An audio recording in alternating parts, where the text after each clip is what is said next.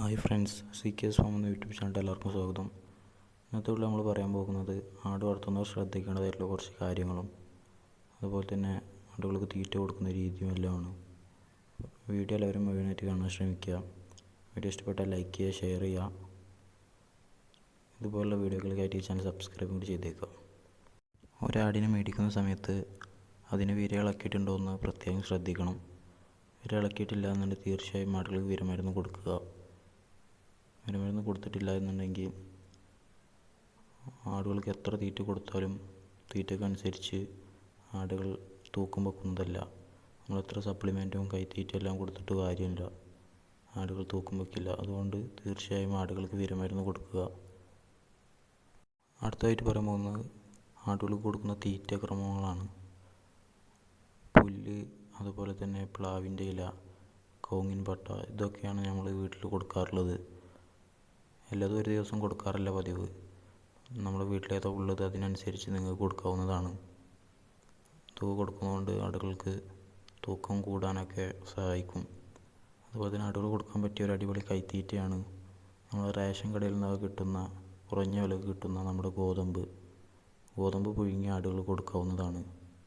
കാരണം ഗോതമ്പിൽ ഫൈബറിൻ്റെ കണ്ടൻറ്റ് ഉള്ളതുകൊണ്ട് ആടുകൾ പെട്ടെന്ന് തൂക്കം വെക്കുകയെല്ലാം ചെയ്യും. ഗർഭിണിയായ ആടുകൾക്ക് കൈത്തീറ്റയൊന്നും കൊടുക്കാതിരിക്കുക. കാരണം ഗർഭിണിയായ ആടുകൾ കൊടുക്കുന്നതുകൊണ്ട് അവർക്ക് പ്രസവ സമയത്ത് പല ബുദ്ധിമുട്ടും വരാനുള്ള സാധ്യതയുണ്ട്.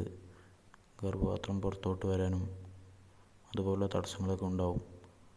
അതുകൊണ്ട് ഗർഭിണിയായ ആടുകൾക്ക് കൈത്തീറ്റ കൊടുക്കാതിരിക്കുന്നതായിരിക്കും ഏറ്റവും നല്ലത്. അടുത്തതായിട്ട് ആടുവളർത്തലിൽ പ്രത്യേകം ശ്രദ്ധിക്കേണ്ട ഒരു കാര്യം എന്ന് പറയുന്നത് ആടുകൾക്ക് ടെറ്റനസിൻ്റെ ഇഞ്ചക്ഷൻ തീർച്ചയായും എടുത്തിരിക്കണം. 4 മാസം ചെനയുള്ള ആടുകൾക്കാണ് ഇത് എടുത്തിരിക്കേണ്ടത്. ടെറ്റനസിൻ്റെ ഇഞ്ചക്ഷൻ എടുത്തിട്ടില്ല എന്നുണ്ടെങ്കിൽ അവർക്കുണ്ടാകുന്ന കുഞ്ഞുങ്ങളെ നഷ്ടപ്പെടാനുള്ള സാധ്യത വളരെ കൂടുതലാണ്.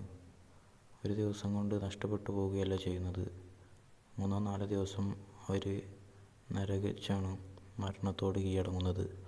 അപ്പോൾ ഈ അവസ്ഥ വരാതിരിക്കാൻ വേണ്ടി എല്ലാവരും ആടുകൾക്ക് ടെറ്റനസിൻ്റെ ഇഞ്ചക്ഷൻ തീർച്ചയായും എടുത്തിരിക്കണം. ഒരാട് കർഷകനെ സംബന്ധിച്ച് ആടുകൾ നഷ്ടപ്പെടുക എന്ന് പറയുന്നത് വളരെ സങ്കടമുണ്ടാക്കുന്നൊരു കാര്യം തന്നെയാണ്. ടെറ്റനസിൻ്റെ ഇഞ്ചക്ഷൻ എടുക്കാൻ അറിയാത്തവർ ഡോക്ടറിൻ്റെ സഹായത്തോടു കൂടി ടെറ്റനസിൻ്റെ ഇഞ്ചക്ഷൻ തീർച്ചയായും എടുത്തിരിക്കുക.